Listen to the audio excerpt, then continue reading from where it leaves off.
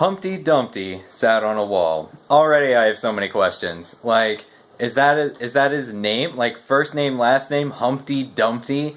Like his parents, the Dumpties, they named their kid Humpty? Why would they do that? What kind of cruel joke? Why would you saddle your kid with a name like that? Unless, like, Humpty Dumpty's usually depicted as an egg for some reason. It never actually says he's an egg in the nursery rhyme, but okay, sure, we'll go with that as a possible version of what's going on here. Sure, he's a big ol' egg man. Maybe an egg person society. That's just like a general, like a common naming convention. Like, you're just supposed to rhyme the first name with the last name. Like the Hendersons. You know, if that was your last name, you would name your kid like Henderson. Like, maybe that's just how it is. I won't judge. That's actually kind of cool. You know, that's fine. But we don't know that he's an egg, so I'm not giving you a free pass on this, Mr. and Mrs. Dumpty. What? Oh, right. Okay. Also, he's on a wall. We don't know what kind of wall, but as spoiler alert, he has a great fall later. So it's got to be pretty high up, right? So this isn't just like one of those little half walls that's like in your grandma's garden or something. It's like, I'm thinking, like, it's an old nursery rhyme, right? I'm thinking this is like the city walls outside the city, or like a castle wall, something like that. Like, it's pretty high up. Why is he up there? It doesn't say like he was sat on the wall. He sat there. He did it on purpose. He went up there. I can't imagine he was authorized to be up there, because who hires an egg person, the most fragile of beings, to man your wall? It's not like he's part of the military. That's not, I don't think that's what's going on. I'm pretty sure he's not supposed to be up there. So anyway, as we all know, he has a great fall, Humpty does, Mr. Dumpty. And it doesn't say just yet, but we find out later on in the nursery rhyme. It's like they give us all the details out of order here. We find out he's been horribly dismembered. Not smashed. Just, see, we don't know if he's a person, if he's a human person. He's had, like, arms and legs severed or something, because they're trying to put him back together again later. So, I mean, maybe if he's an egg, like, his shell is in different pieces, there's yolk everywhere. Yolk? How are you actually supposed to say that word? It's a mess. It's a horrible mess. It's a horrific scene.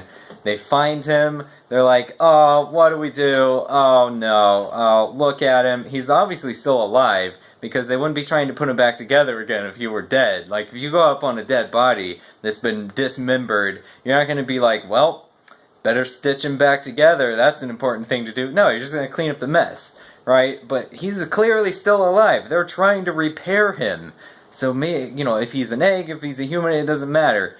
Horrible things have happened to this guy, and he's still alive, and they've got to repair him. What do? Send in the horses. All the king's horses and all the king's men couldn't put him, well, spoiler, they couldn't put him back together, but we don't need to get that far yet.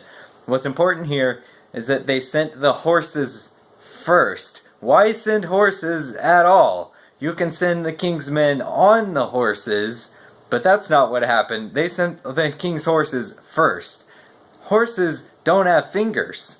How are they going to put anybody back together? If he's a human, if he's an egg, doesn't matter. Horses are not what you need. They don't even possess the intelligence. Like, what did they do? They, like, bring the horse up there one at a time. They're like, okay, we need you to put this guy back together. Meanwhile, he's, like, laying there screaming because his arms are gone or something. And the horse just stands there because it's a horse. It can't understand you. So they're like, well, nah, this one didn't work. Next horse. Is that how they did it? They just went one at a time? They got through all the king's horses one at a time? It's either that, or they just let them all in at once. Just a stampede of all the king's horses, emptied out the stables, just let them all in there. They're like, well, surely one of them can do it. And no, it turns out they didn't. They probably just trampled him horribly. He's just got, like, hoof marks all over the parts of him that are left. He's been smashed. It's horrific.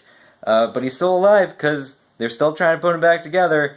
They finally decide to send the king's men, not the king's doctors, just his men, just some general men. I don't know if these were like military men or what, but they might even be Eggmen. We don't know. But they send them in.